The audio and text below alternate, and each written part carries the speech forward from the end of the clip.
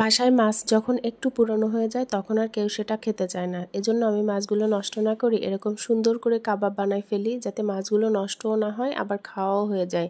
আবার যখন মাছের পরিমাণ বেশি থাকে তখন ফ্রেশ মাছ দিয়েও বানাই। তো দুটো মাছ একটু পুরানো মতন হয়ে গিয়েছিল, এই কারণে এই মাছ দুটো নিয়ে নিয়েছি। মাছ দুটো একটু ছোট সাইজের, আপনারা চাইলে আরও বড় মাছ দিয়েও বানাতে পারবেন। তো মাছের পেটের দিক থেকে সামান্য একটু অংশ কেটে ফেলে দিয়েছি। আর মাছগুলোকে এখন আমি গরম পানি দিয়ে দিচ্ছি মাছের উপরে। এগুলোকে একটু লবণ আর একটুখানি হলুদ দিয়ে সিদ্ধ করে নিব। এখানে পানিটা পুরোপুরি শুকাই ফেলবো, যাতে করে লবণ হলুদটা মাছের ভেতরে খুব ভালো মতন যায়। তো এই যে মাছের লবণ হলুদ দেওয়া শেষ, এখন এটাকে একদম সম্পূর্ণভাবে শুকায় নিব।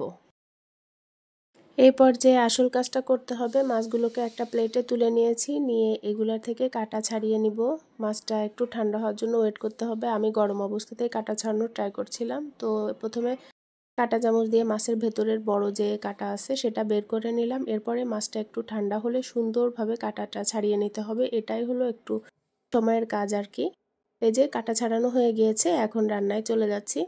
চুলায় একটা কড়াই বসিয়ে নিয়ে এখানে সামান্য পরিমাণে তেল দিয়ে দিয়েছি। দিয়ে এর মধ্যে দিয়ে দিচ্ছি প্রায় হাফ কাপ পরিমাণ পেঁয়াজ কুচি দেওয়ার পরে এর মধ্যে দিয়ে দিচ্ছি বেশ কিছুটা কাঁচামরিচ কুচি। কাঁচামরিচটা আপনারা আপনাদের স্বাদ অনুযায়ী ব্যবহার করবেন। এই মরিচগুলাই বেশি ঝাল ছিল না, এজন্য আমি বেশ অনেকগুলা কাঁচামরিচ ব্যবহার করেছি। দিয়ে দিচ্ছি হাফ চা চামচ হলুদ। এরপরে দিয়ে দিচ্ছি এর মধ্যে হাফ চা চামচ মরিচের গুঁড়াটাও আপনারা আপনাদের স্বাদ অনুযায়ী ব্যবহার করবেন। এখন এগুলাকে খুব ভালোভাবে নেড়েচেড়ে নিব। পেঁয়াজ কিন্তু খুব বেশি ভাজা ভাজা করা যাবে না।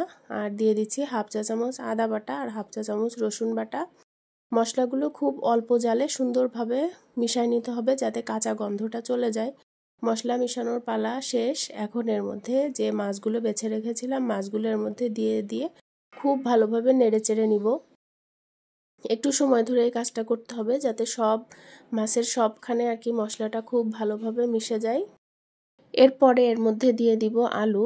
আমি 2টা আলু সিদ্ধ করে ভর্তা করে রেখেছিলাম। আলুতে এক্সট্রা কোনো লবণ দেই নাই, যেহেতু মাছ সিদ্ধের সময় আমি বেশ কিছুটা লবণ দিয়েছিলাম। এখন আলু দেওয়ার পরে আস্তে আস্তে সময় নিয়ে এটাকে খুব ভালোভাবে মিশিয়ে নিতে হবে। এই আলুটা দেওয়ার পরে কিন্তু একটা আঠালো ভাব চলে আসবে। আর এই পর্যায়ে আরেকটা যে মেইন জিনিস দিতে হবে সেটা হচ্ছে ধনিয়া পাতা। তবে যারা ধনিয়া পাতা পছন্দ করেন না তারা এটা স্কিপ করতে পারেন। কাবাবে ধনিয়া পাতা দিলে বেশ সুন্দর একটা ফ্লেভার আসে। আর এর মধ্যে দিয়ে দিচ্ছি হলো 1 টেবিল চামচ পরিমাণ কাবাব মশলা। এটা আমি রাঁধুনির কাবাব মশলা দিয়েছি।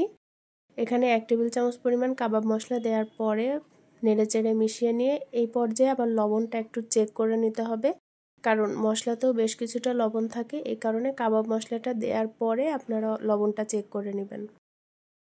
আমার এখানে আরেকটু সামান্য লবণ লেগেছে, সেই লবণটা অ্যাড করে নিয়েছি।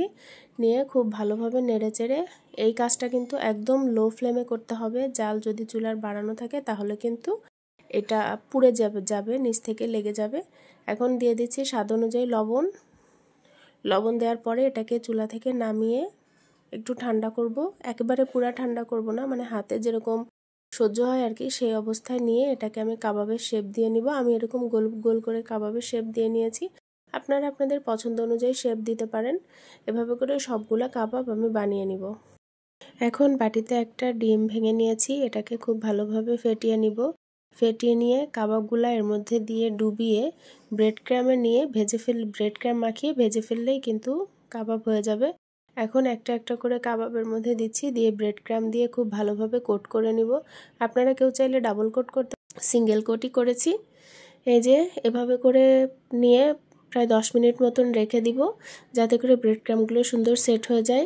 এখন চুলায় বেশ কিছুটা তেল দিয়ে দিয়েছি। তেলটা মোটামুটি বেশ ভালো গরম হয়ে গেলে লো মিডিয়াম ফ্লেমে এটাকে আস্তে আস্তে করে সুন্দর একটা কালার করে নিতে হবে। যেহেতু ভেতরে সব উপকরণই রান্না করা, কাজেই শুধু কালারটা চলে আসলে কিন্তু এটা হয়ে যাবে।